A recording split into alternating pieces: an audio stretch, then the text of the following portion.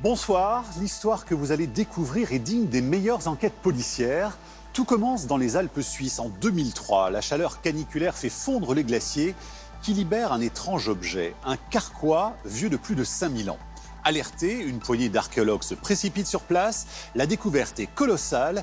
Ils mettent au jour les vêtements et les armes d'un homme du néolithique. Mais où se trouve son corps ? Ce soir, Science Grand Format vous propose de suivre l'équipe de scientifiques bien décidés à le retrouver. Car pour eux, ce serait enrichir leurs connaissances sur une période déterminante qui a posé toutes les bases de nos sociétés actuelles comme l'agriculture et la sédentarisation, et les notions de famille, de territoire et de guerre. Vous allez suivre 15 ans de traque avec son lot de découvertes et d'hypothèses qui permettent de dessiner l'histoire de ce chasseur. Qui était cet homme préhistorique qu'ils ont baptisé Schnidy ? Que lui est-il arrivé ? C'est un cold case à rebondissement depuis les cimes des Alpes suisses jusqu'au laboratoire français. Une aventure scientifique qui éclaire d'un nouveau jour cette période si méconnue qui a bouleversé l'humanité et dont nous sommes tous les héritiers, la révolution néolithique. Vous pourrez également poursuivre cette épopée rocambolesque avec le livre du réalisateur Thibaut Marchand et Vanessa Osner. Mais tout de suite, le film inédit de Thibaut Marchand, Schnidy, le fantôme du néolithique, à retrouver aussi sur notre plateforme France.tv. Bonne soirée et vive la science en grand format.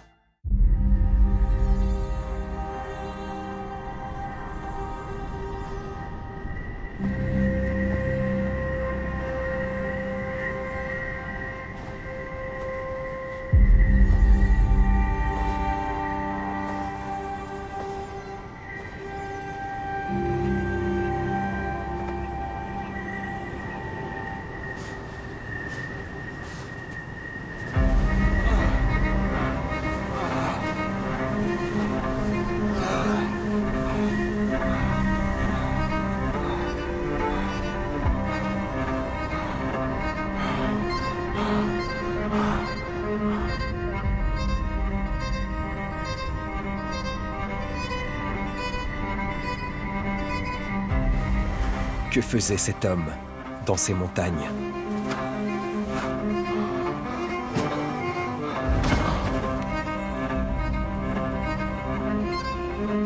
Que s'est-il passé là-haut ? Pourquoi n'a-t-on retrouvé que son équipement ?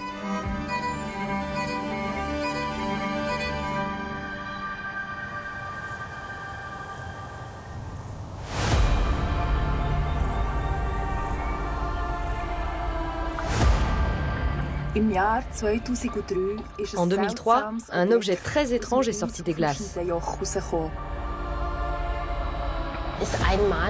Il est unique. Jamais on n'avait retrouvé quelque chose comme ça.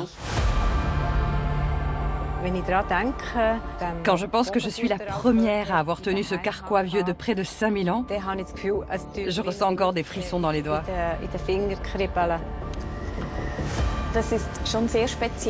Et après le carquois, on a retrouvé un équipement complet qui pourrait appartenir à un chasseur du néolithique.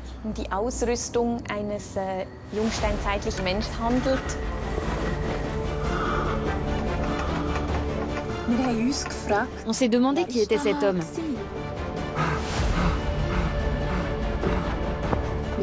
On l'appelait Schnidy.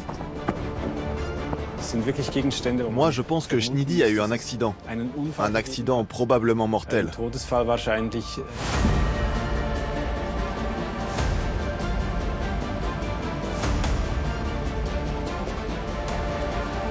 Maintenant, la seule chose qu'on a envie de savoir, c'est où il est. Et on espère qu'on va le retrouver, bien sûr. C'est vraiment l'enquête la plus excitante de toute ma carrière.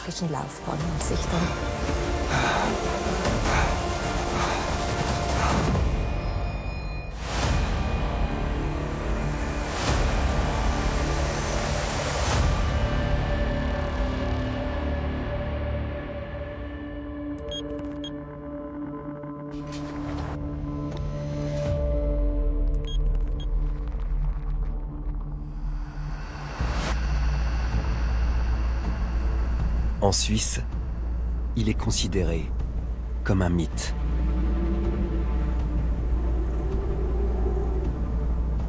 Avec ses sommets qui culminent à plus de 4000 mètres d'altitude et ses arêtes abruptes, le massif de l'Oberland est un paradis pour les passionnés d'alpinisme. Mais ce que l'on ignore, c'est que ces montagnes recèlent aussi l'une des plus grandes énigmes de l'archéologie européenne. Un cold case vieux de 5000 ans. Dans l'une des zones les plus reculées du massif, les archéologues sont sur la piste d'un homme qui serait mort à la fin de la préhistoire. Son corps pourrait être encore prisonnier des glaces.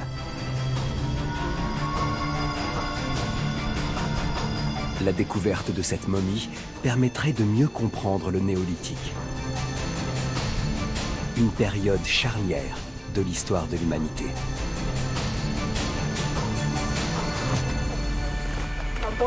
Ça va ton sac à dos? Oui, il est un peu trop grand pour moi, mais ça va. Cette équipe d'archéologues est chargée de résoudre cette affaire. Ces femmes partent 4 jours en expédition, dans l'espoir de retrouver la dépouille de cet inconnu.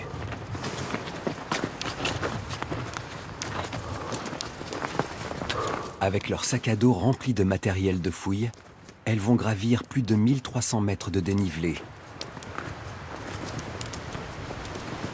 pour atteindre le col du Schnidejor. Ce site se trouve à très haute altitude. Là, nous sommes loin d'être arrivés, et pourtant nous nous trouvons déjà à plus de 2000 mètres. Ce sont donc des conditions de travail un peu spéciales pour nous. Le chemin pour accéder au site de fouille est vraiment fatigant.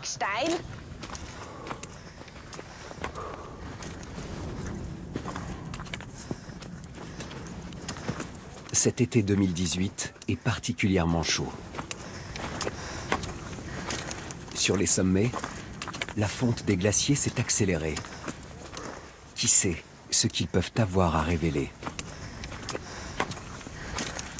Le site de fouille du Schnidejor, moi, ça fait déjà des dizaines de fois que j'y grimpe. Et chaque fois que je remonte, je me dis que tout est possible. Car on ne sait jamais dans quel état va être le glacier. Est-ce qu'il restera encore de la glace ou pas? On ne peut jamais savoir si de nouvelles choses sont apparues. Peut-être qu'on trouvera chez Nini aussi. Les chances sont minimes quand même de retrouver, mais personnellement, je perds pas espoir. Le corps de Schnidi permettrait aux archéologues de collecter des informations uniques sur le néolithique. Cette découverte constituerait l'aboutissement d'une traque hors norme qui a débuté en 2003.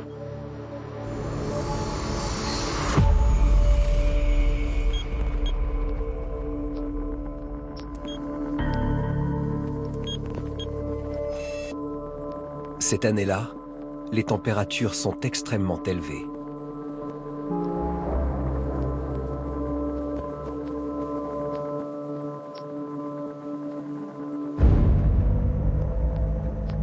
Et les glaciers fondent à une vitesse préoccupante.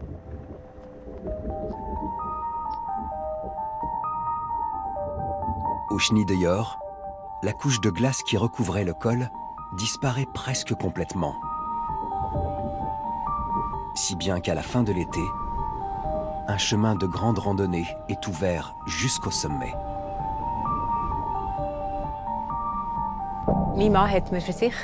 Mon mari m'a assuré que les glaces avaient tellement reculé qu'on pouvait enfin atteindre le col du Schnidejor sans devoir traverser le glacier en crampons. Alors on a décidé de faire cette randonnée.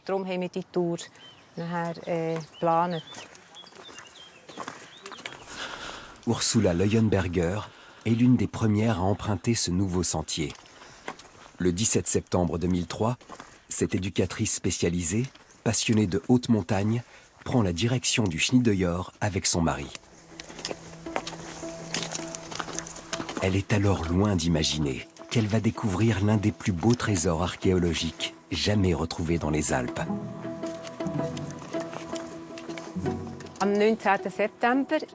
Ça s'est passé lors du 3e jour de marche. Ce jour-là, on a dû grimper une moraine très impressionnante.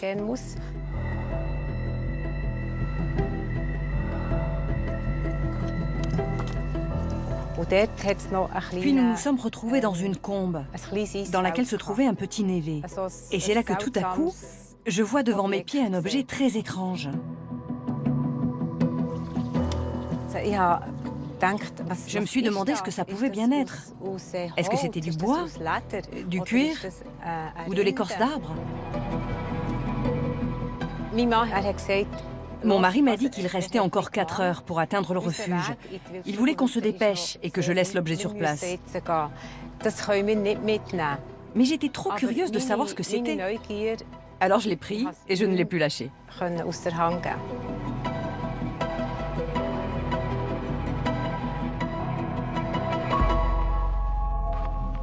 De retour chez elle, Ursula veut tirer cette affaire au clair. Elle contacte le musée d'histoire de Berne.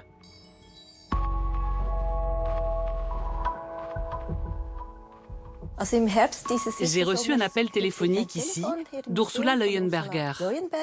Elle m'a annoncé qu'elle avait trouvé quelque chose dans les montagnes et qu'elle aimerait me le montrer. Honnêtement, je ne savais pas quoi penser. Beaucoup de personnes croient avoir trouvé quelque chose d'archéologique. Quand j'ai déballé l'objet, Sabine Bolliger a ouvert de grands yeux. Elle semblait bouleversée. Elle a même dû s'asseoir. Oui, c'est vrai, j'ai dû m'asseoir. J'étais tellement sous le choc.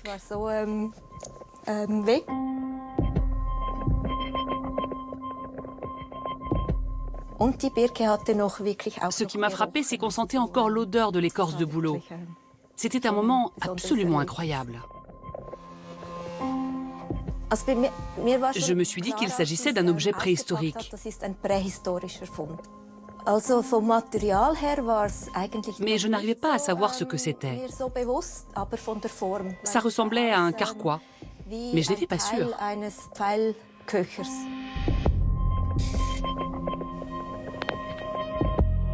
Pour vérifier son intuition, Sabine Bolliger envoie l'objet au service archéologique de Berne, qui possède un laboratoire de pointe.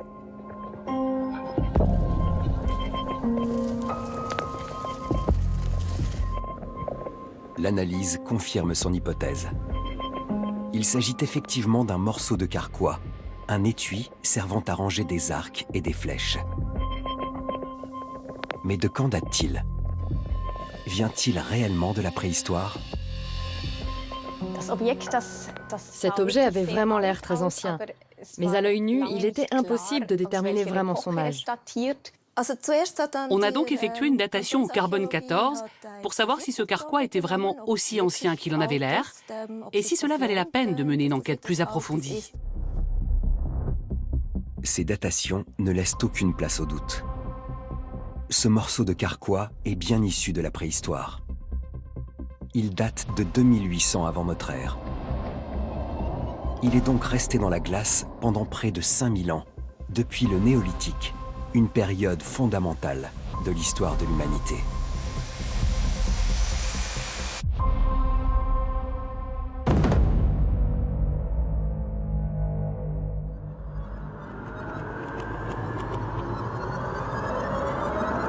Pour le comprendre, il faut remonter encore plusieurs dizaines de milliers d'années en arrière. Dans ces temps très reculés, les hommes sont alors nomades. Ils se déplacent constamment pour trouver de quoi se nourrir. Leur alimentation est basée exclusivement sur la chasse et la cueillette. Mais vers 10 000 avant notre ère, au Proche-Orient, leur mode de vie change profondément. C'est ce que les archéologues appellent la révolution néolithique. Les hommes inventent l'agriculture et l'élevage. Ils cultivent les céréales et domestiquent les animaux.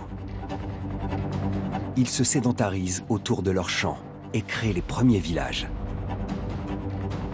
C'est à cette période qu'apparaît la notion de propriété. Pour défendre les territoires sur lesquels ils se sont installés, les hommes n'hésitent pas à prendre les armes. C'est ainsi que naissent les toutes premières guerres. Ce mode de vie néolithique se diffuse très lentement vers l'ouest selon 2 courants. Une première vague se répand au sud, par la mer Méditerranée. L'autre, plus au nord, se propage par voie continentale. vers 4000 avant notre ère, ces deux courants se rejoignent à l'ouest de l'Europe.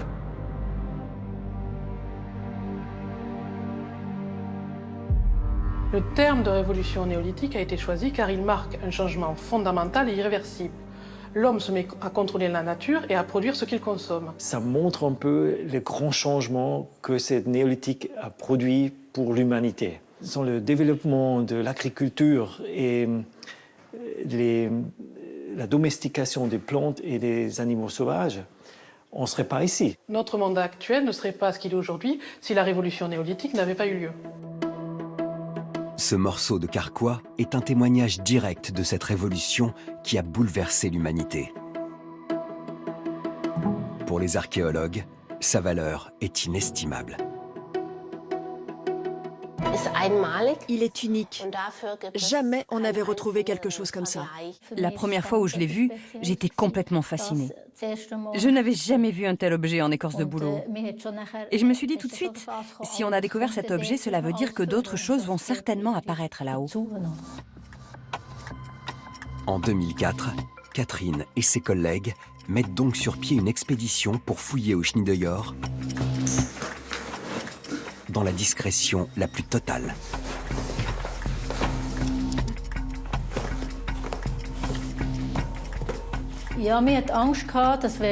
On ne voulait pas que les gens apprennent ce qui venait d'être découvert. On avait peur qu'ils aillent faire eux-mêmes des recherches sur place.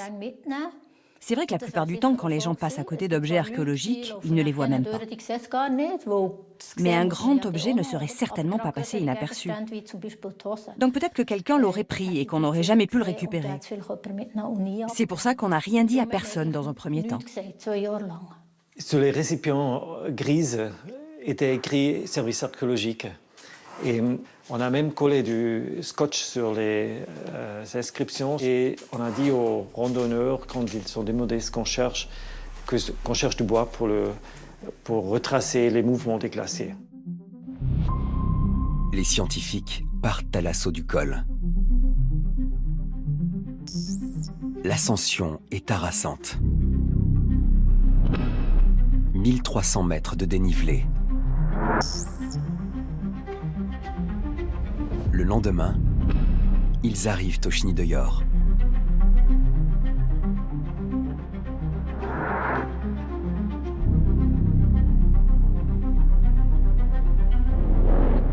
Et les archéologues repèrent aussitôt un nouvel objet dans la glace, à seulement quelques mètres de l'endroit où le morceau de carquois a été retrouvé.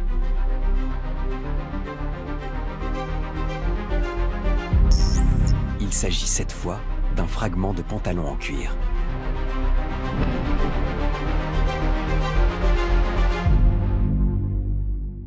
Ce qui était absolument étonnant, c'était ça sentait encore le cuir les premières heures qu'on s'est sorti de la glace. Donc ça, c'était vraiment incroyable. De retour à Berne, Albert le fait analyser. Et il date lui aussi de 2800 avant notre ère, comme le carquois.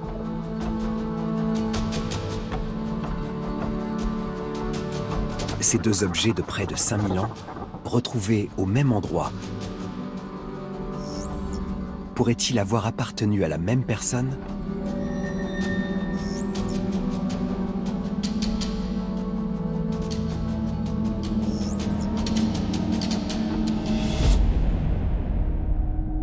Chaque été, durant 15 ans, les archéologues reviennent fouiller, dans l'espoir de trouver de nouveaux indices. J'ai fait le trajet jusqu'au col au moins une quarantaine de fois. Et à chaque fois, je me disais, qu'est-ce qui va apparaître de nouveau ? Dès les premières campagnes, les scientifiques découvrent de nouveaux objets. Il s'agit des deux autres morceaux en écorce de bouleau qui composaient le carquois. Ursula Leuenberger, elle, en avait retrouvé la partie supérieure. Les années suivantes, les glaces libèrent cette corde, fabriquée en tendon d'animal. Les restes d'une chaussure en cuir,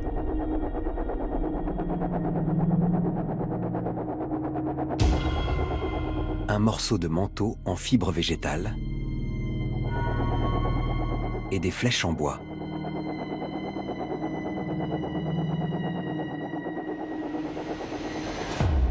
À cette altitude, il y a beaucoup moins d'oxygène, moins de germes. Sous le glacier, c'est isolé et ça ne se décompose pas comme ça arrive parfois dans l'eau, par exemple. L'intérieur du bois peut se décomposer sous l'eau, mais dans un glacier, ça n'arrive pas. C'est pour ça que ces objets avaient l'air comme neufs.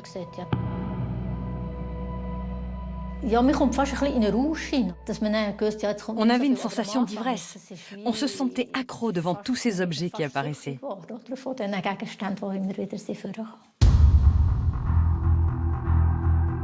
En 2005, nouveau coup de théâtre.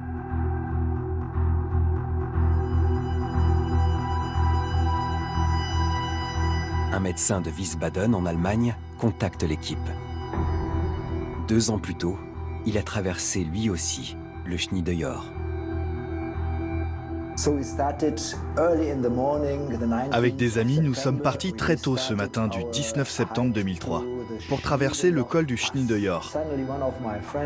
Une fois arrivé là-haut, tout à coup, l'un de mes amis a crié « Eh, venez voir, j'ai trouvé un bâton dans la neige !»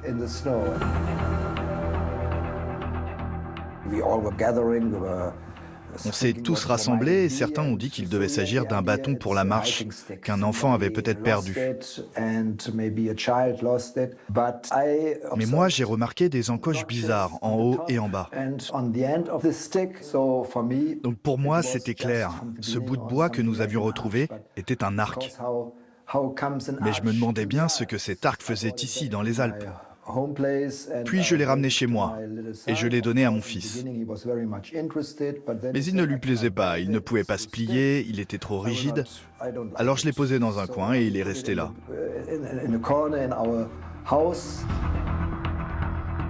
2 ans plus tard, le docteur Wolters apprend que des fouilles sont menées au Schneedejord. Il décide alors d'envoyer une photo de sa découverte aux archéologues de Berne. Leur chef m'a appelé directement en me disant ce qui veut dire « je suis bouleversé ». Et il a demandé comment je peux le récupérer. Je lui ai fait une blague. Je lui ai dit que j'allais le couper en morceaux et que je l'enverrais dans une enveloppe. Il m'a dit non, non, non, je viens le récupérer à Wiesbaden. Une fois rapatrié à Berne, cet arc et tous les autres objets retrouvés au Schneedejord sont datés grâce au carbone 14.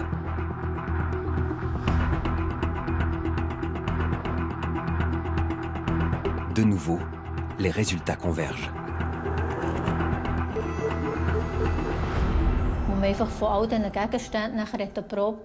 Nous avons scrupuleusement déterminé l'âge de tous les objets. Et tous, sans exception, datent de la même époque. Donc il était désormais clair pour nous que tous ces objets appartenaient bien à une seule et même personne.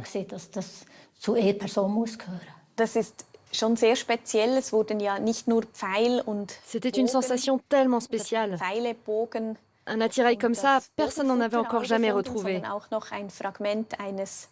On a non seulement un arc et des flèches, mais aussi un pantalon, une chaussure.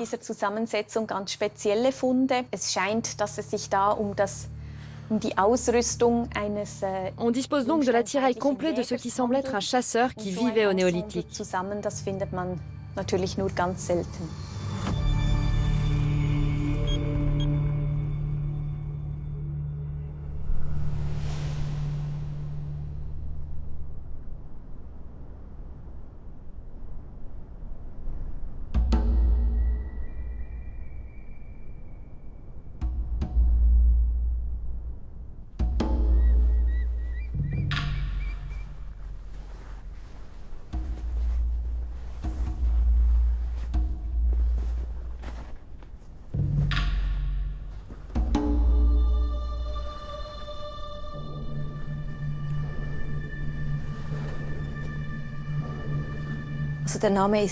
On lui a donné le nom de Schneedy, parce que son attirail a été retrouvé au Schneedejord. Donner un nom pour s'identifier au personnage, c'est une pratique courante en archéologie.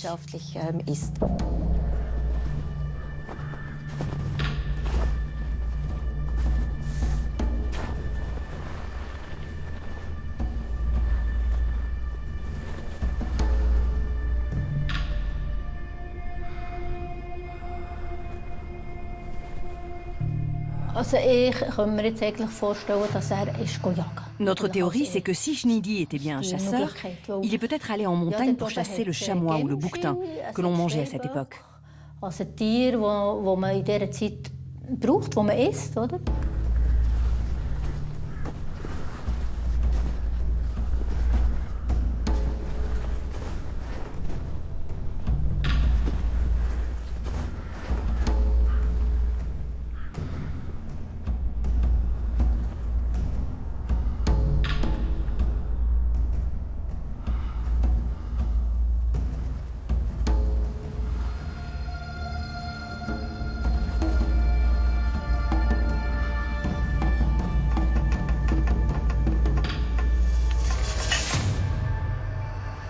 Mais la grande question qui se pose, c'est qu'est-ce qui a pu se passer dans les montagnes lors de cette chasse? On a retrouvé son arc, ses flèches, son pantalon, sa chaussure. Ce ne sont pas des objets que l'on perd comme ça, juste en passant un col. On a notamment retrouvé sa jambière de pantalon. C'est une part d'équipement très importante à la survie en altitude. Il n'aurait sûrement pas abandonné ou déposé une partie de son équipement sur place. Donc pour moi, Schnidi a eu un accident. Moi aussi, je suis certain que ce chasseur a eu un accident. Un accident probablement mortel. Est-ce qu'il a été attaqué par des animaux sauvages ou par des hommes, des ennemis?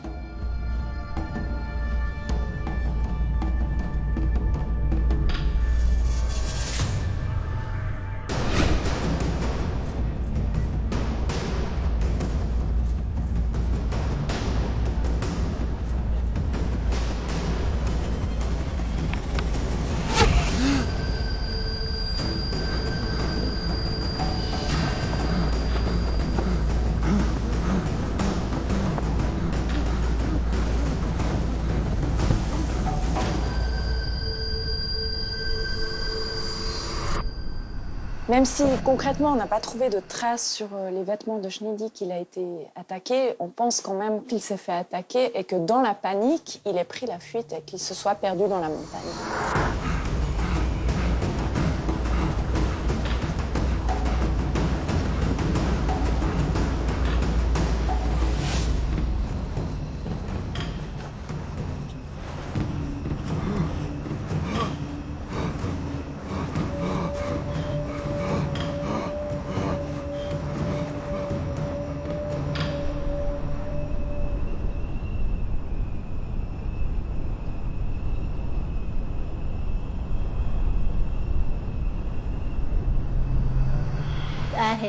Dans ces conditions, Schnidi devait être à bout de force, certainement transi de froid. Même aujourd'hui, avec nos vêtements chauds, si on se fait surprendre par une tempête en montagne, ça peut nous coûter la vie. Il ne pouvait certainement plus marcher. Voilà le scénario qu'on peut imaginer.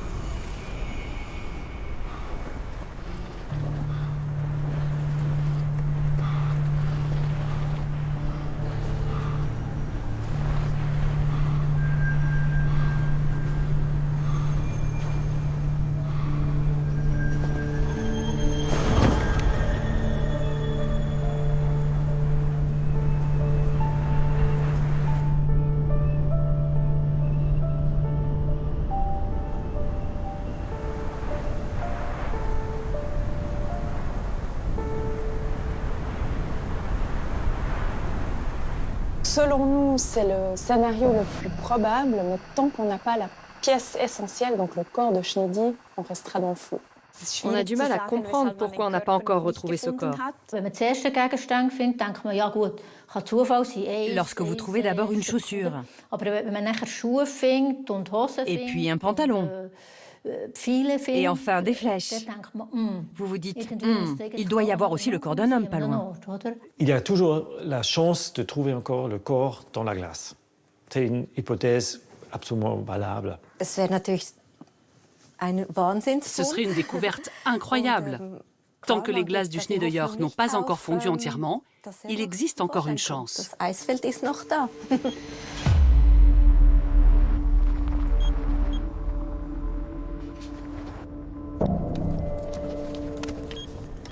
Le névé en haut du Schnee de York a-t-il encore reculé?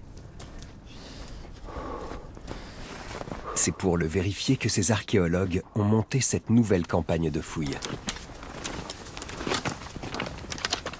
Après 2 jours d'ascension, elles viennent d'arriver au col. Le névé a encore beaucoup diminué. Mais il n'a jamais complètement fondu depuis 5000 ans.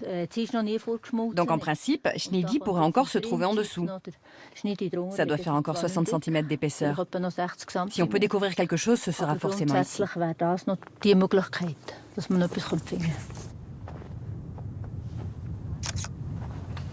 Nous faisons chaque année des photos depuis cet endroit, toujours le même, pour voir là où la glace a le plus fondu.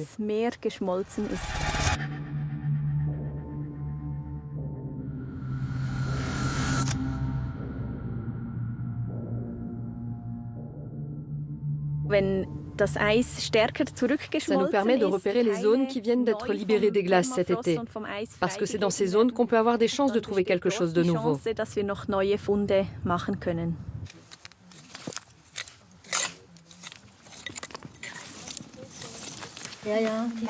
Ces mousses me perturbent à chaque fois.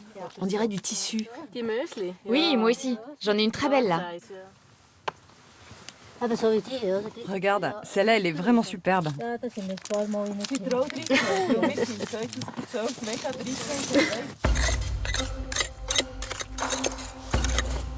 Les heures passent, mais rien n'apparaît.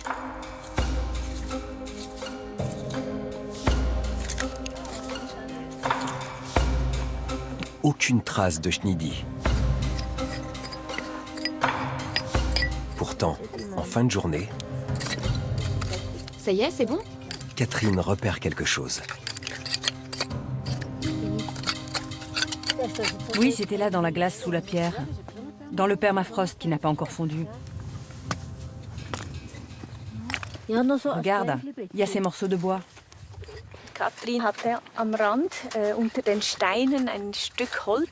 Catherine vient de découvrir juste à côté du névé un morceau de bois qui pointait sous les pierres. Et en retournant les autres pierres, on se rend compte qu'il y a d'autres morceaux.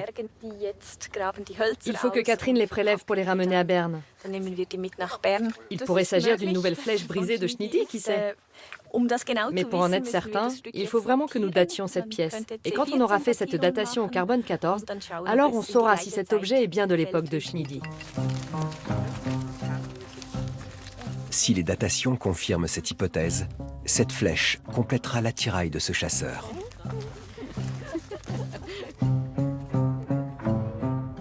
Mais ce n'est pas ce que les archéologues espéraient trouver aujourd'hui.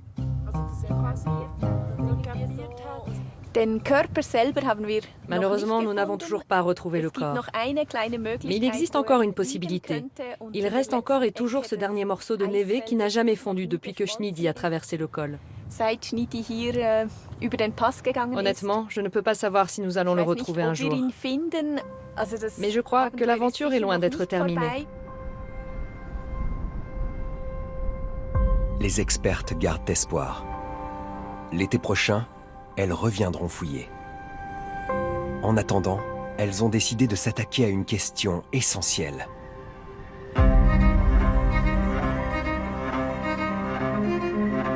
D'où venait Schnidy? Habitait-il dans un village, en contrebas du Schnee de York? Dans ce cas, Les archéologues devraient retrouver les traces de ce village dans la vallée.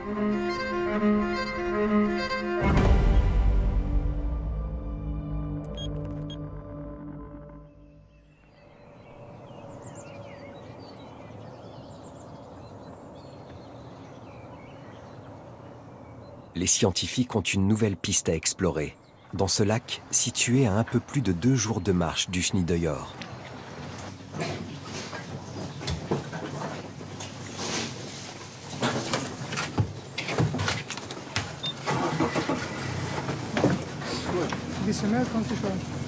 Lukas Scherer se prépare à une fouille subaquatique avec son équipe.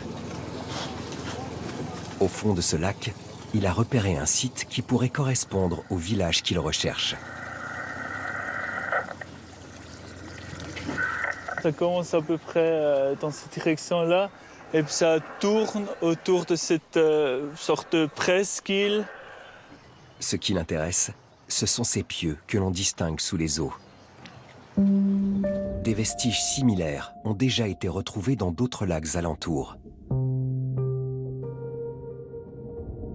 D'après les archéologues, il s'agit des restes des tout premiers villages construits en Suisse au néolithique.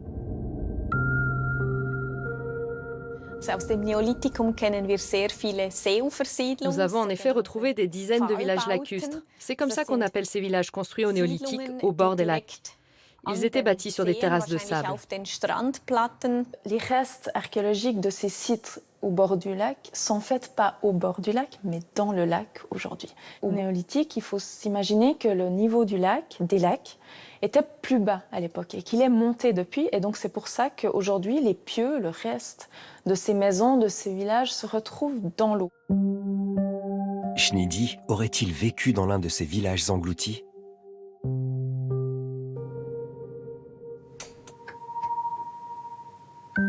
Pour le vérifier, les archéologues ont épluché les rapports de fouilles.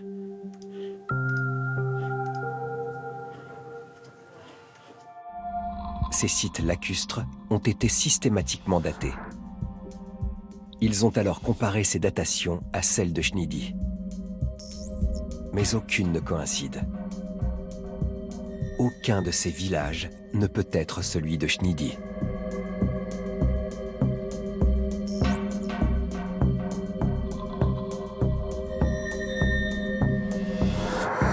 Le site que l'équipe de Lukas s'apprête à fouiller constitue peut-être la dernière chance de le retrouver. Ça te va comme ça? Ou tu veux encore plus serré? Ces plongeurs vont effectuer des prélèvements qui permettront ensuite de dater le site. La température de l'eau ne dépasse pas les 2 degrés. La raison pourquoi on plonge en hiver, c'est surtout la visibilité. Donc l'eau, normalement, elle est beaucoup plus claire en hiver qu'en été. Et en plus, il n'y a pas de végétation. Donc en été, il y a beaucoup plus de végétation au fond. Mais avec ces combinaisons étanches, c'est assez agréable.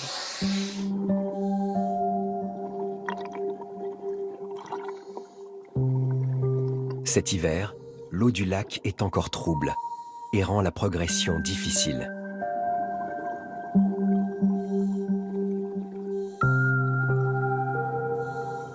Les premiers pieux apparaissent. Ils sont encore dans un état de conservation exceptionnel, après des millénaires passés sous l'eau.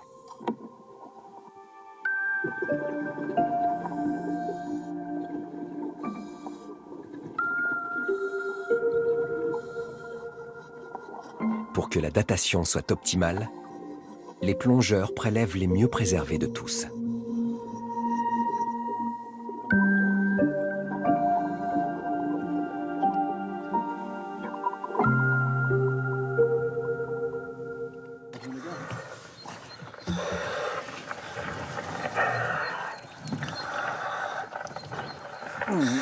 Oh, quel beau morceau!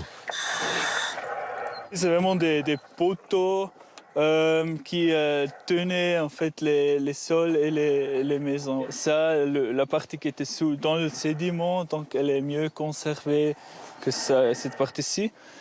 On voit aussi que ici, il reste un centre très dur.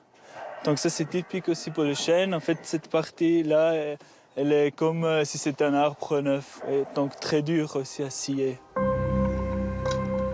Au total, les plongeurs recensent près d'une centaine de pieux. Ce qui pourrait correspondre à un village d'au moins une dizaine de maisons, selon Lukas Scherer.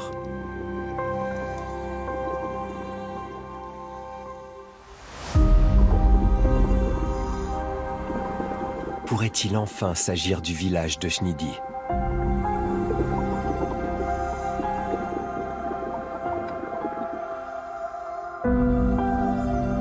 Les datations vont-elles coïncider cette fois-ci?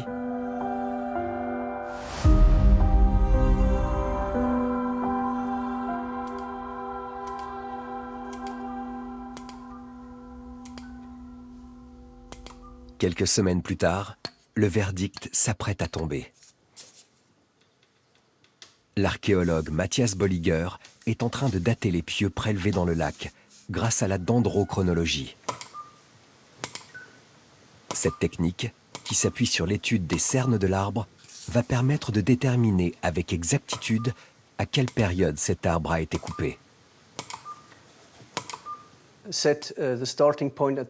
Je commence à la première cerne et je clique à chaque fois que j'envoie une nouvelle. Cela va créer ce qu'on appelle une séquence de l'arbre.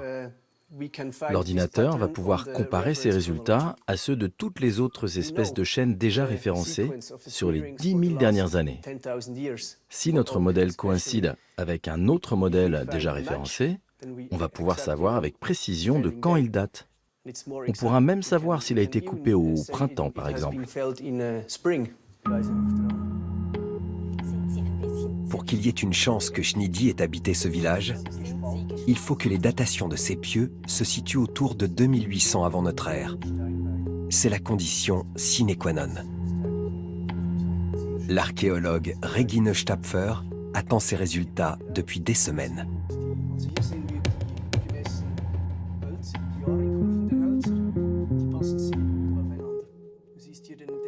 Ici, tu vois les mesures.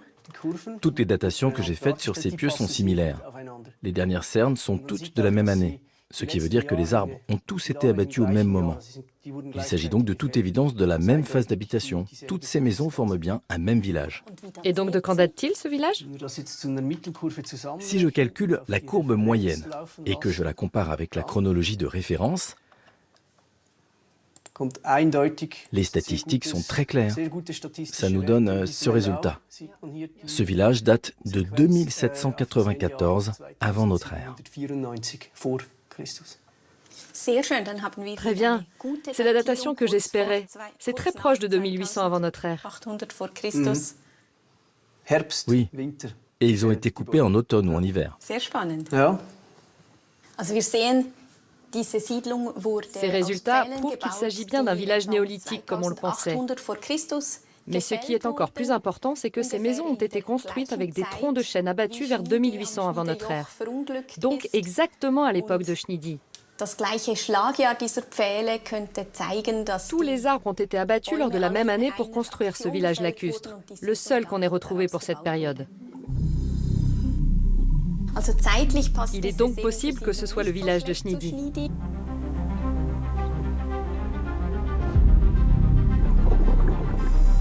Maintenant qu'ils ont peut-être découvert ce qu'il reste de son village, les archéologues peuvent commencer à imaginer le mode de vie de Schnidi.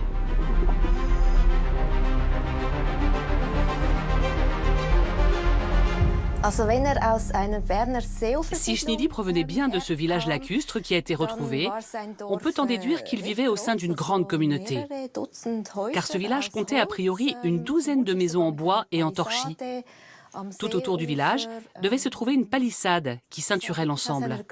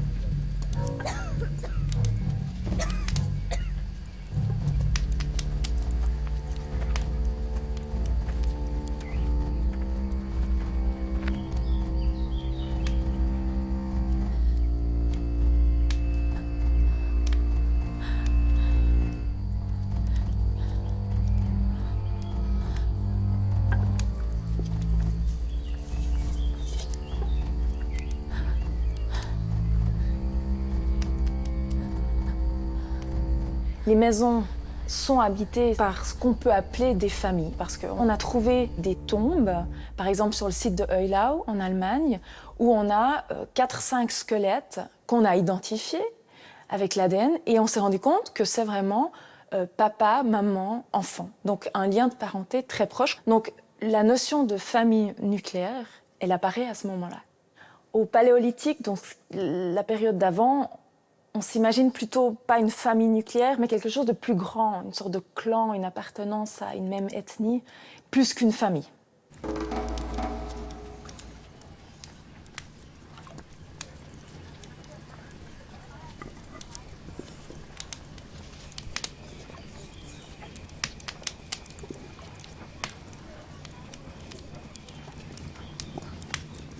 En ce qui concerne la nourriture, les fouilles montrent qu'au néolithique, l'alimentation était déjà très variée. Nous trouvons des restes de viande d'animaux élevés ou chassés qui servaient à faire des ragoûts. Mais à cette époque, puisque l'homme découvre l'agriculture, les aliments de base, ce sont surtout les céréales, comme le blé ou les légumineuses, comme les petits pois qui commencent à être cultivés à cette période. C'est pour ça que l'alimentation est très diversifiée. On y trouve des hydrates de carbone, des céréales, des protéines. En fait, les bases de notre alimentation actuelle ont été posées à l'époque de Schnidi.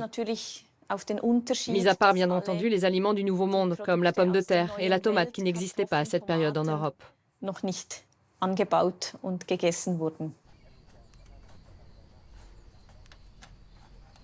Une partie de la maison était évidemment dévolue au sommeil, mais d'autres activités pouvaient y être pratiquées, comme le tissage, la vannerie, la couture.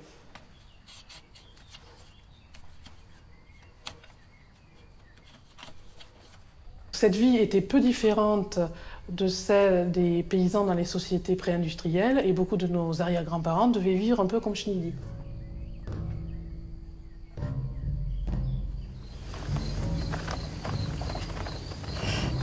Alors on peut très bien imaginer que Schnidi est un père de famille qui est parti plusieurs jours pour la chasse parce que sa famille a sûrement faim aussi, peut-être que la récolte n'était pas très bonne, et donc il est obligé de partir, aller à la chasse, quitter sa famille quelques jours, quelques semaines pour la nourrir tout simplement. Donc ça, c'est une théorie qui est absolument possible.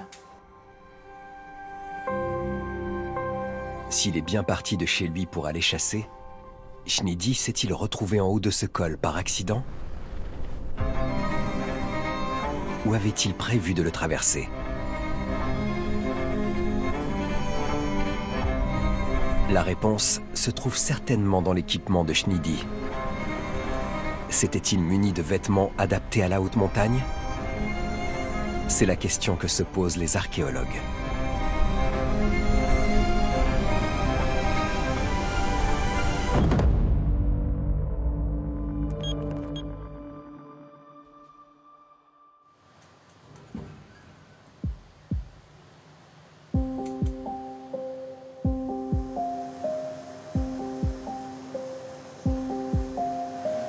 Andreas Bahr est archéotechnicien, spécialiste des reconstitutions d'objets préhistoriques. Les archéologues l'ont chargé de recréer, à l'identique, les vêtements de Schnidi. Wow, mais c'est plus grand que ce que j'imaginais. Il va commencer par le pantalon en peau de chèvre que la conservatrice Johanna Klugel lui présente pour la première fois. C'est quel côté du pantalon, là? Attends, je dois regarder. Le côté externe. Ah, le côté externe. Il n'y a pas d'oxygène dedans, j'imagine. Exactement. Ici, on a l'indicateur. Il faut qu'il soit rose pour que ce soit bon. Ça veut dire qu'il y a moins de 0,3% dans cet emballage. On sait que l'oxygène, surtout en combinaison avec la lumière, favorise le processus de détérioration. C'est pour cela que nous exigeons un environnement pauvre en oxygène.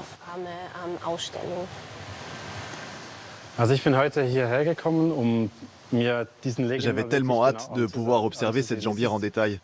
Bien sûr, j'ai lu toutes les publications à son sujet, mais ça ne donne jamais la même impression quand on l'a réellement devant soi. Je savais que c'était le plus grand fragment de cuir néolithique jamais retrouvé en Europe, mais malgré tout, j'ai été très surpris par la taille. C'est énorme.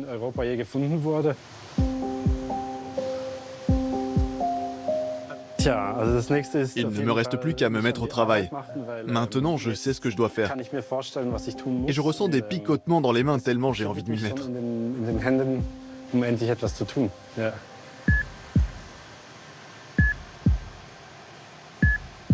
En plus du pantalon, Andreas Bahr va aussi recréer les chaussures en cuir de Schnidy. Et son manteau, à partir de ces fragments retrouvés en fouille. Grâce à ces reconstitutions, les archéologues vont mener une expérimentation inédite. Ils vont tenter de traverser les Alpes comme Schnidy il y a 5000 ans, en suivant le même trajet, en portant les mêmes vêtements.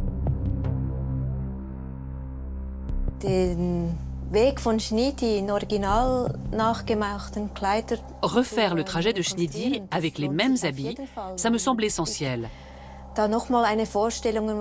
C'est seulement en portant ces vêtements qu'on pourra savoir s'il avait réellement pu prévoir un tel voyage en haute montagne. Ça fait partie de la démarche archéologique parce que je pense qu'on peut d'un côté analyser le vêtement, mais de savoir comment on se sent quand on porte un vêtement comme ça, on ne peut pas le faire avec une théorie. Ça, il faut le faire en pratique.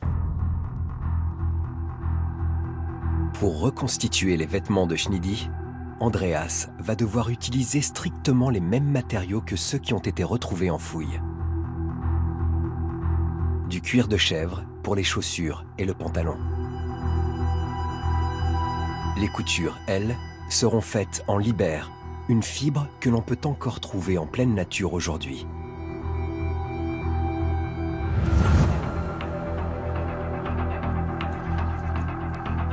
À une trentaine de kilomètres de Berne, au lac de Mora, Andreas en a repéré.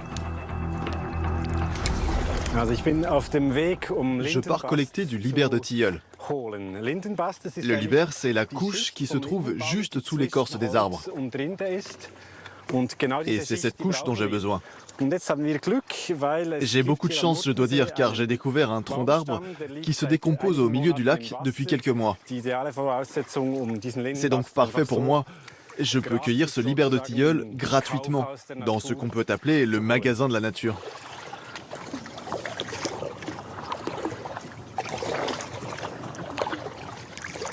Là, devant nous, on distingue l'arbre.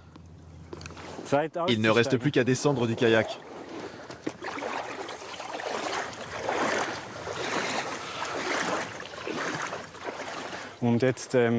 C'est probablement comme ça qu'au néolithique, on se fournissait en fil à coudre. On trouvait au hasard un arbre qui se décomposait dans l'eau.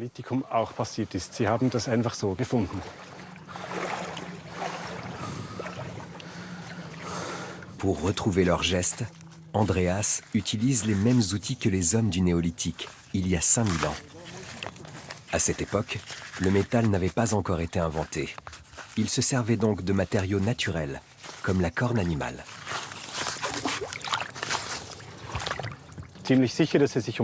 Voilà, l'écorce est séparée du tronc.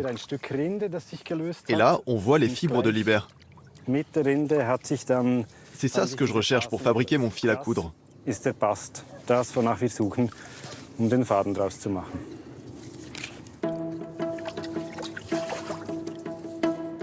Andreas a besoin d'une dizaine de fagots de Liber pour la reconstitution des vêtements de Schnidy.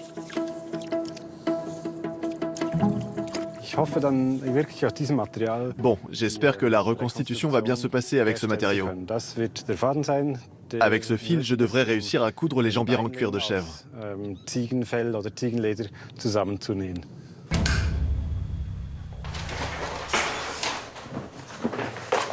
Quelques semaines plus tard, la reconstitution peut débuter.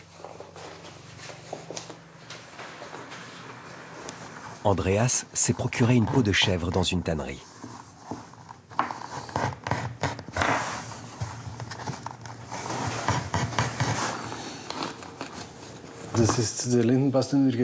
J'utilise bien sûr le Liber que j'ai récupéré au lac de Morat.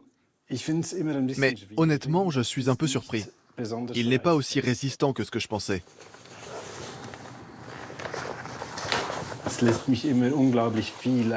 C'est un travail propice à la réflexion. Pendant que je fais cette reconstitution, je pense beaucoup à ces populations au néolithique. Elles ont vécu il y a si longtemps, mais il s'agissait de gens comme nous, comme moi. Je pense tout particulièrement à ceux qui ont mis au point ces techniques. Parce qu'il y a bien sûr un cerveau, une personne derrière ce vêtement.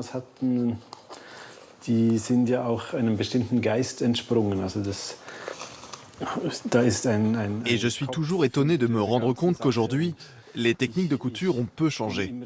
Nous sommes encore tellement proches d'eux.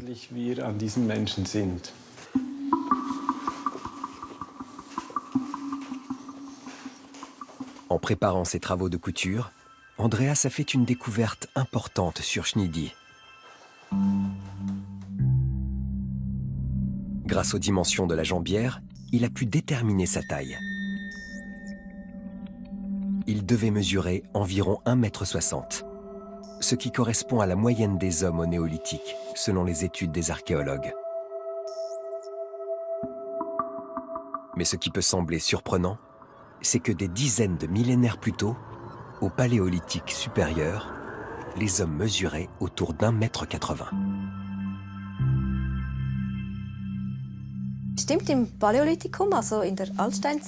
Au Paléolithique, les gens étaient plus grands qu'au Néolithique.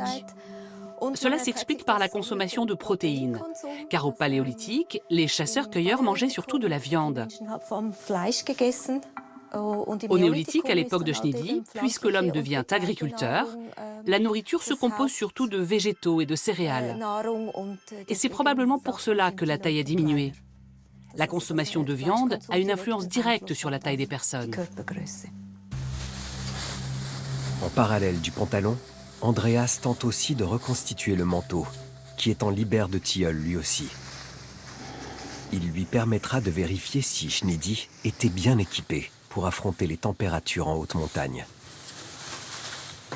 Ich bin unglaublich gespannt, wie das eigentlich ist. Da gehen die Meinungen auch etwas auseinander. Also in der Je suis très surpris parce que dans certains articles scientifiques, il est écrit que ce manteau n'isole pas bien du froid. Mais ce n'est pas du tout mon impression. Pendant la fabrication, je l'essaie régulièrement. Et à chaque fois, je me dis, si, ça donne vraiment chaud. Ich finde doch, dass es eigentlich auch warm gibt.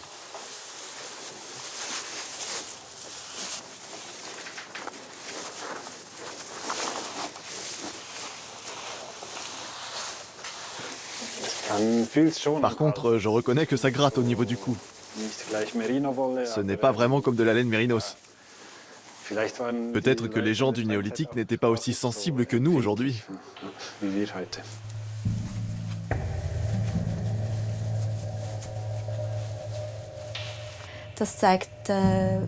Cette excursion va enfin nous permettre de répondre à quelques points qui restent encore obscurs sur ces habits.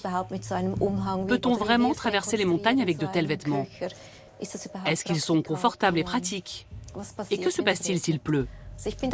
J'ai hâte de savoir.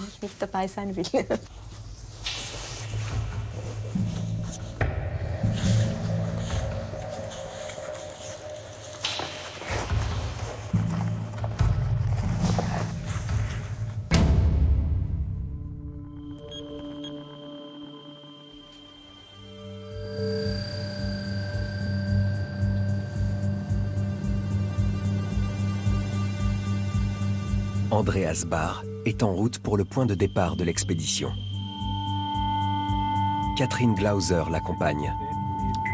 C'est avec elle qu'Andreas va tenter de grimper jusqu'au col du Schnidejor, en habit néolithique. Pour le moment, je me sens relativement bien. Mais bon, on n'a pas encore commencé à marcher. Étonnamment, cette nuit, j'ai plutôt bien dormi. Mais je dois reconnaître que j'ai pas mal d'appréhension quand même. Je sais que je risque d'avoir mal un peu partout ce soir, notamment aux pieds.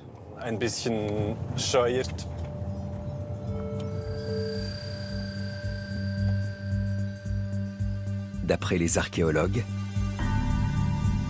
si Schnidi est bien parti d'un village lacustre au pied de la montagne, il est obligatoirement passé par cette vallée, l'unique voie d'accès jusqu'au Schneedeyor. C'est donc d'ici qu'ils vont débuter l'ascension, en ne s'autorisant aucun confort moderne. Alors d'abord, je dois bourrer les chaussures avec de la mousse végétale. J'ai bien envie de savoir si ça fonctionne. J'espère, hein.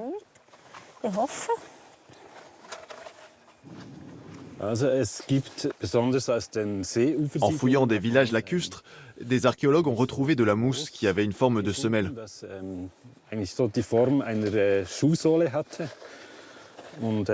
Quand on a fait les essais de ces chaussures il y a quelques jours avec Catherine, on s'est rendu compte qu'on avait très froid aux pieds. Alors avec cette mousse, ce sera peut-être plus supportable.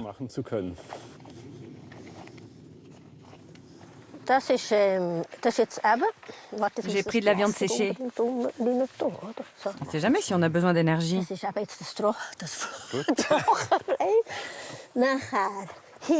Et puis j'ai amené aussi des pommes séchées. Ah oui, parfait. Voilà. Et puis voilà des noisettes. Oui, c'est exactement la nourriture que Schnidi aurait pu amener lui aussi.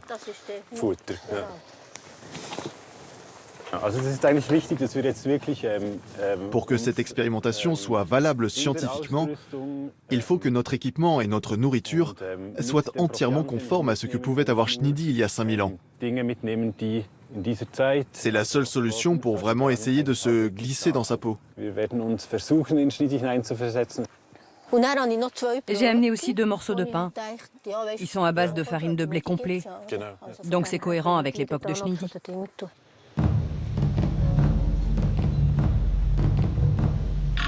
Catherine et Andreas se lancent sur les pentes que Schnidi aurait gravies près de 5000 ans avant eux. Paul, le mari de Catherine, fait l'ascension lui aussi pour leur porter assistance en cas de blessure.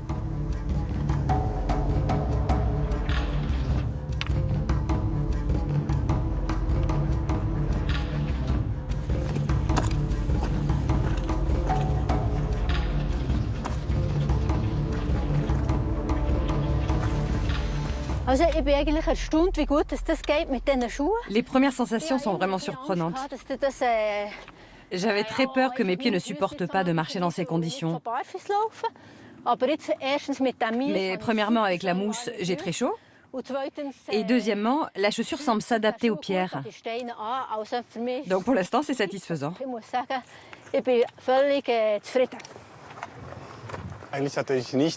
J'avais assez peur moi aussi de cette ascension. Je me suis beaucoup entraîné à marcher pieds nus ces derniers mois. Bon, les pierres ou les cailloux pointus font assez mal, donc j'essaie de marcher autant que possible sur l'herbe. Mais dans l'ensemble, pour le moment, ça va.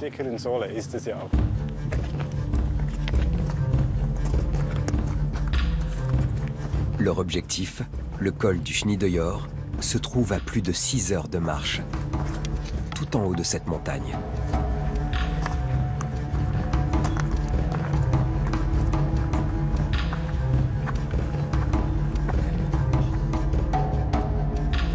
Catherine y grimpe chaque année depuis 15 ans pour fouiller.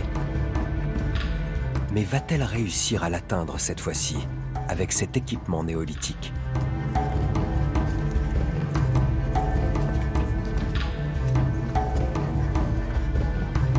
Après 3h30 de marche, la fatigue commence à se faire sentir. À cette altitude, l'herbe ne pousse presque plus. Catherine et Andreas progressent difficilement dans un pierrier.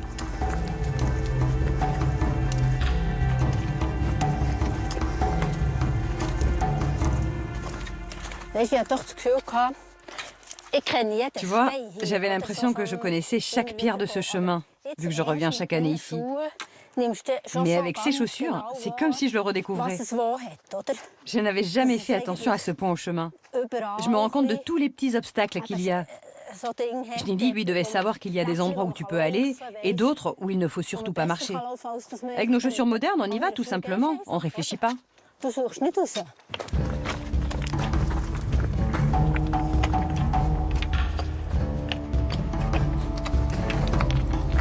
1 heure plus tard, ils arrivent au refuge du Wildhorn.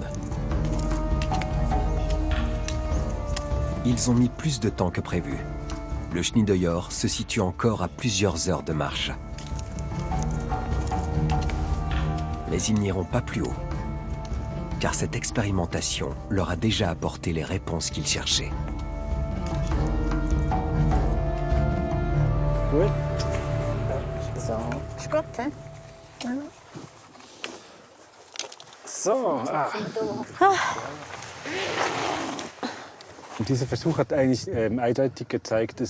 Cette expérimentation nous prouve que oui, on peut grimper en altitude avec ce type de vêtements.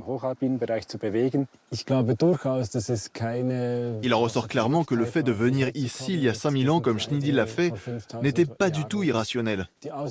Il avait les vêtements adaptés pour ça, ça ne fait aucun doute. Mais c'était quand même extrêmement risqué.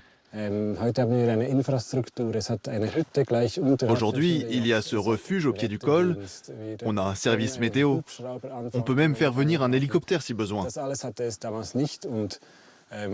Lui ne pouvait compter sur aucun secours.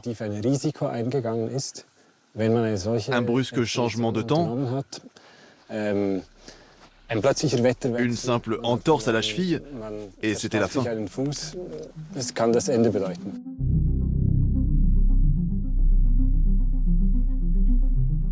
Cette expérimentation semble valider l'hypothèse selon laquelle, en dépit des risques, Schneidi avait bien prévu de partir pour un long voyage. Il était équipé en conséquence. Mais alors, dans ce cas, quel pouvait être le but de ce périple qui l'obligeait à traverser le Schnee-Dojor ?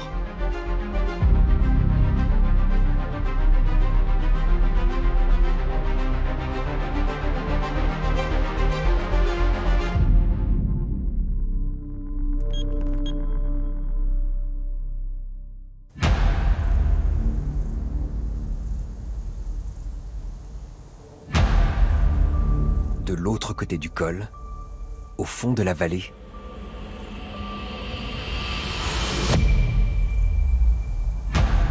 les archéologues ont peut-être trouvé la réponse. C'est une récente fouille au cœur de la ville de Sion qui les a mis sur cette piste. Les scientifiques viennent de mettre au jour ces imposantes dalles verticales qui constituaient la base d'un dolmen. Ils ont aussi retrouvé des dizaines de squelettes.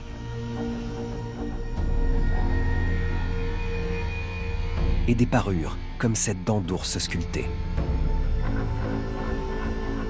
Il s'agirait d'une nécropole néolithique, un sanctuaire où l'on enterrait les défunts. Ce que nous savons, c'est qu'à cette période apparaissent les premiers cimetières. On en trouve deux formes, soit des tombes individuelles creusées dans la pierre, un peu comme celles qu'on connaît aujourd'hui, soit des dolmens comme à Sion, c'est-à-dire des tombes collectives où plusieurs personnes étaient inhumées.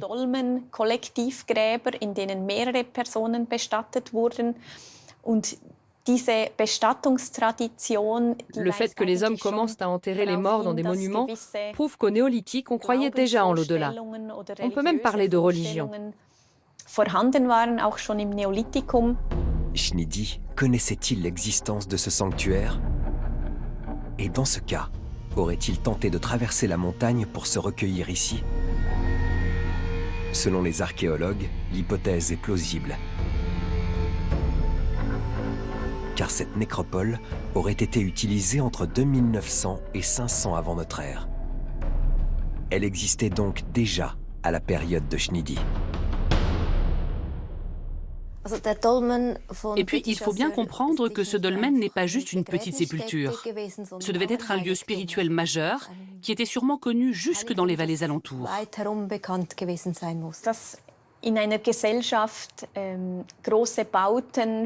Le fait que de telles nécropoles aient été construites pour les défunts, cela montre que ce que l'on appelle le culte des ancêtres jouait un rôle majeur dans les croyances de ces sociétés néolithiques. Ahnenkulte vielleicht eine gewisse Rolle gespielt haben. Man könnte sich vorstellen, dass Donc on peut peut-être imaginer que Schnidi avait bien envisagé de participer à une procession religieuse.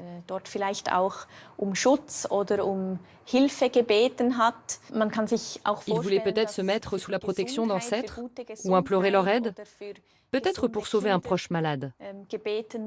C'est tout à fait le genre de faveur qu'on pourrait encore demander aujourd'hui. Le changement d'activité et d'alimentation lié au mode de vie néolithique a pu favoriser l'apparition ou la multiplication de certaines maladies comme l'arthrose, les caries ou encore les parodontites. Des épidémies et des parasitoses ont également pu être favorisées par l'augmentation de la population et par la proximité avec les animaux.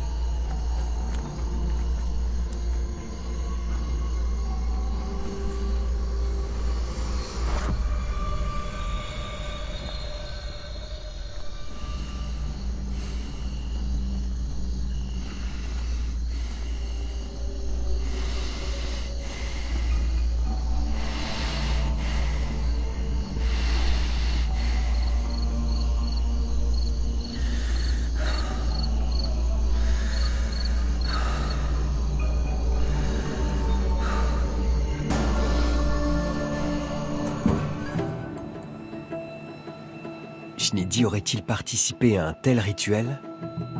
Ce scénario peut-il être validé? Impossible pour les archéologues d'être catégoriques, d'autant qu'un doute persiste.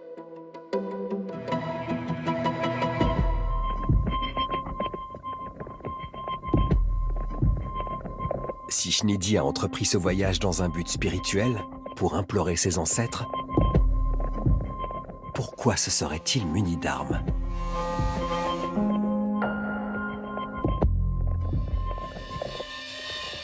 Schnidi, le fait qu'il ait emmené un tel arc et des flèches, pour moi, ça raconte beaucoup de choses. Bien sûr, on peut penser qu'il les avait pris pour se défendre contre des animaux sauvages pendant son voyage. Mais on peut émettre une autre hypothèse. Il n'avait peut-être pas pris cet arc et ces flèches pour se défendre, mais au contraire pour attaquer des animaux ou des hommes. L'arc à nif, les flèches et le carquois de Schnidi sont des objets exceptionnels. Il s'agit certainement d'une des panoplies d'archers les plus complètes et les mieux conservées que l'on ait trouvées. Ces objets, qui sont plutôt des attributs masculins, posent bien évidemment la question du statut de Schnidi. S'agit-il d'un chasseur ou s'agit-il d'un guerrier? Il ne faut pas oublier qu'à cette période, avec la néolithisation, les hommes deviennent sédentaires et s'approprient les territoires. C'est dans ce contexte que naissent les premières guerres. Certes, avant le néolithique, les hommes de la préhistoire réglaient déjà leurs conflits par la violence. Mais c'est bien au néolithique qu'apparaît la notion de guerre, au sens où la mise à mort est désormais autorisée et organisée. Ce qui peut l'expliquer, c'est qu'au néolithique, on assiste à une explosion démographique. Dans les périodes plus anciennes, il y avait beaucoup moins d'hommes qui vivaient sur Terre. Mais au néolithique, la population s'accroît rapidement. Or, plus les groupes vivent proches les uns des autres, plus le potentiel d'agression augmente. À partir du moment où on s'installe à un endroit, il va falloir défendre en fait ce territoire. Donc on a aussi des palissades qui vont être construites et on va sûrement aussi devoir se défendre contre des attaques. Imaginons qu'on n'a pas assez de nourriture et le village d'à côté en a assez. Alors peut-être qu'on va aller attaquer le village d'à côté pour avoir cette nourriture. Et donc c'est vraiment à partir de ce moment-là qu'on peut s'imaginer que les hommes vont vraiment commencer à s'attaquer entre eux, la notion de guerre apparaît. L'archéologue Vanessa Hausener a l'intuition que Schnidy était peut-être un guerrier envoyé en mission. Pour explorer cette autre piste de réflexion, elle va voir des confrères français, spécialistes des guerres au néolithique.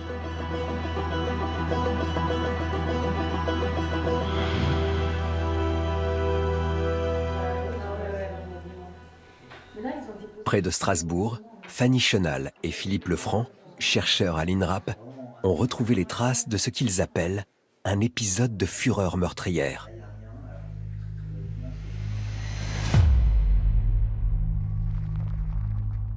Sur le site d'Arenheim, ils ont mis au jour un charnier contenant 6 corps.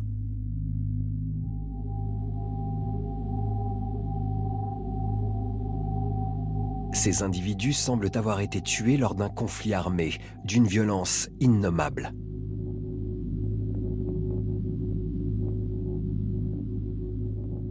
Tous les crânes sont fracturés. Tous les tibias sont fracturés également. Toutes les cages thoraciques sont fracturées. D'accord. Donc c'est systématique en fait. C'est complètement systématique. On a l'impression que les gestes ont été répétés pour chaque individu. Et pour 5 d'entre eux, on n'observe pas des fractures, mais on peut voir ici sur les os des perforations comme ça. Donc des perforations parfaitement circulaires qui ont transpercé l'os. On voit bien derrière. On les voit à l'arrière. Donc ça, c'est aussi une trace de violence, pas des fractures, mais c'est vraiment des traces de violence. Et ce qu'il faut bien s'imaginer, c'est que ce sont des individus en chair qui ont été déposés dans cette fosse. Et ça, on en est certain, puisque toutes les articulations sont maintenues. Certains ont été poussés contre la paroi de la fosse, de telle sorte que les jambes ont été plaquées contre les bords et forment des angles au niveau du milieu des tibias. C'est une vision tout à fait terrifiante. Je pense que le dépôt, au moment où il a été réalisé, devait être vraiment morbide et devait refléter une violence inouïe. Donc en fait, on parle ici vraiment d'un massacre de gens. La surviolence qu'on peut observer sur ces squelettes, on la connaît aussi dans l'ethnologie, c'est ce qu'on appelle la pratique de l'overkill. Voilà. D'accord. Détruire au maximum le cadavre de l'adversaire pour que dans l'au-delà, il soit aussi handicapé. D'accord, donc c'est pas juste on tue et c'est fini, c'est vraiment ça continue, c'est très ritualisé en fait. Voilà, justement. Ce qu'on observe vraiment, ce qui est clair à Arenheim, c'est que chaque individu présente beaucoup plus de traces de violence que ce qu'il en vaut pour qu'il soit mort. En fait. Justement. C'est beaucoup plus qu'une mise à mort. C'est vraiment un acharnement, c'est net, tous les os. On a très peu d'os intacts finalement. D'après les archéologues, le charnier d'Arenheim n'est pas un cas isolé. Ces massacres semblent avoir été fréquents au néolithique. En Autriche notamment, on a retrouvé un autre dépôt néolithique, avec environ 60 défunts. Il s'agit d'hommes, d'enfants et de femmes d'âge mûr. Mais bizarrement, il n'y a aucune jeune femme. On pense qu'elles ont été kidnappées par les assaillants, qui les emmenaient ensuite dans leur village. C'est vraiment à cette période qu'on voit apparaître certains des aspects les plus abominables de l'humanité. Les archéologues ont mis au jour des dizaines de sites comparables à Arenheim dans toute l'Europe. Preuve qu'au néolithique, un climat de profonde violence se développe.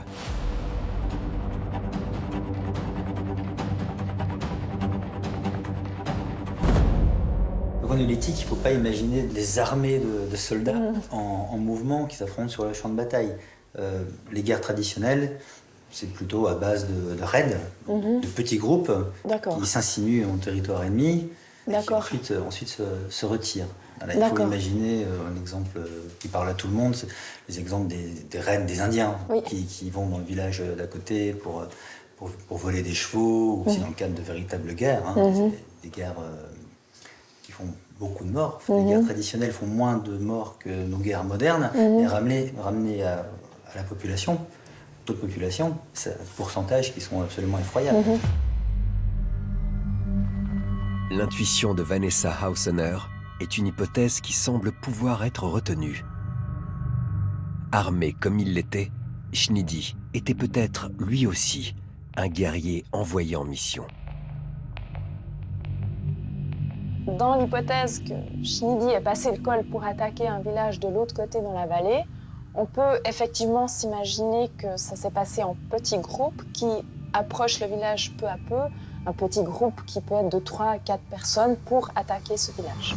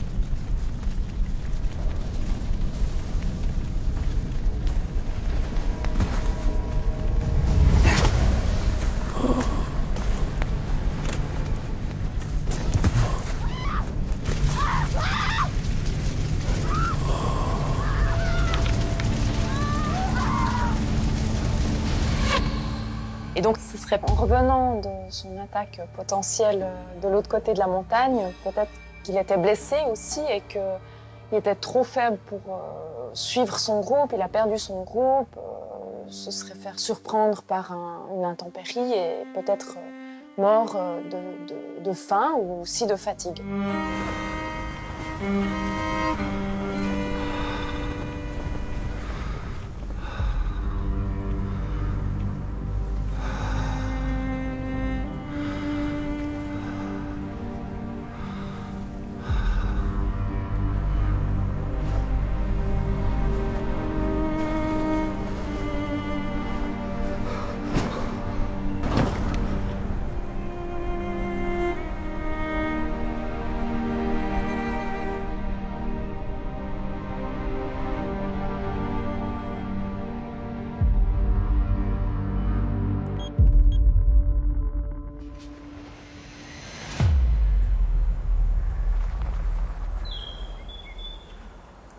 Schnidi était-il donc en route pour se recueillir auprès de ses ancêtres? Ou faisait-il partie d'un raid guerrier? Son corps, s'il était retrouvé, permettrait aux archéologues de comprendre quelle est la bonne piste.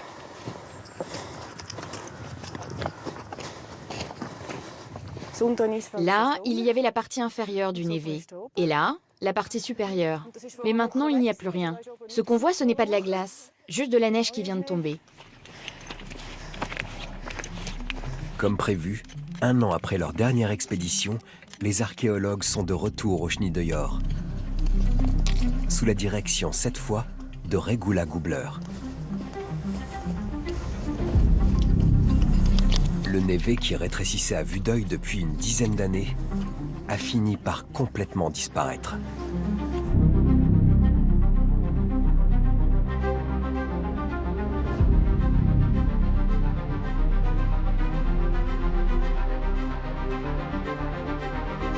Mais cette fois encore, les archéologues ne retrouvent aucune trace du corps de Schnidi.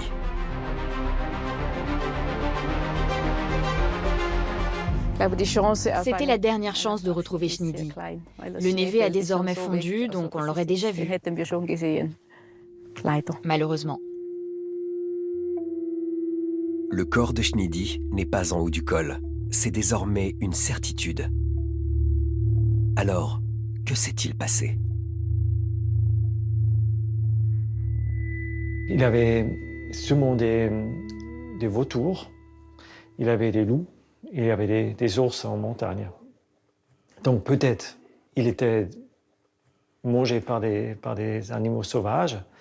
Mais je pense, même s'il était mangé par des animaux sauvages, il reste encore quelque chose. On sait que le vautour mange tous les petits ossements. C'est pas exclu. Peut-être il était pris par des vautours. Il y a une autre explication possible. Peut-être qu'un ou plusieurs proches de Schnidi sont venus le chercher. Aujourd'hui, qu'est-ce qu'on fait quand une personne meurt en montagne? On va la chercher pour l'inhumer dans son village. On veut l'enterrer pour de vrai. Et je pense que c'était la même chose au néolithique. On ne laisse pas traîner quelqu'un sur un endroit où il pourrait devenir un zombie. Il pourrait devenir quelqu'un qui effraie les troupeaux, qui entraîne des maladies, qui entraîne des malheurs avec lui. On ne va pas le laisser traîner en montagne. Schnidi était peut-être congelé. Dans ce cas-là, ses vêtements devaient coller à la glace. Donc on les a sûrement découpés. Ou alors ils se sont déchirés. Ça ne devait pas être très important. L'essentiel, c'était de récupérer le corps pour pouvoir l'enterrer. Peu importe s'il manquait une chaussure.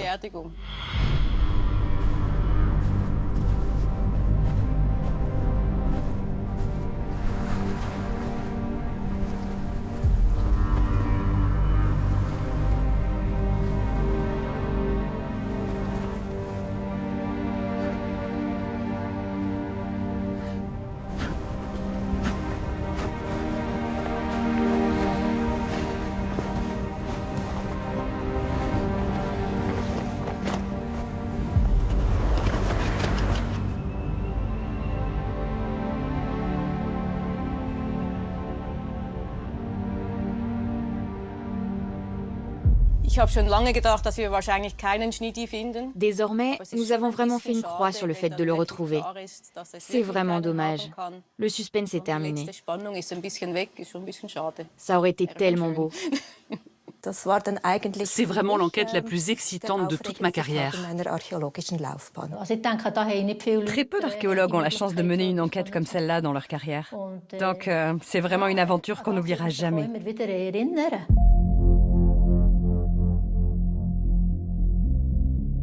Après 15 ans de traque, le rêve prend donc fin pour les archéologues. En dépit de tous leurs efforts, le corps de cet homme restera probablement à jamais introuvable. Cet ancêtre lointain qui semble finalement si proche de nous. Car il a vécu à une période clé qui a posé toutes les bases de nos sociétés actuelles.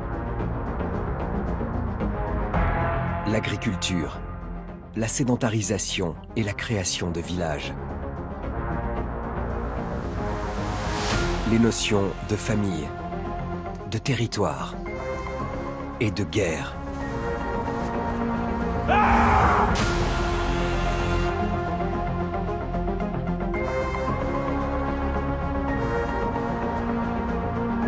Aujourd'hui encore, 5000 ans après Schnidi, nous sommes tous, femmes et hommes du XXIe siècle, les enfants du néolithique.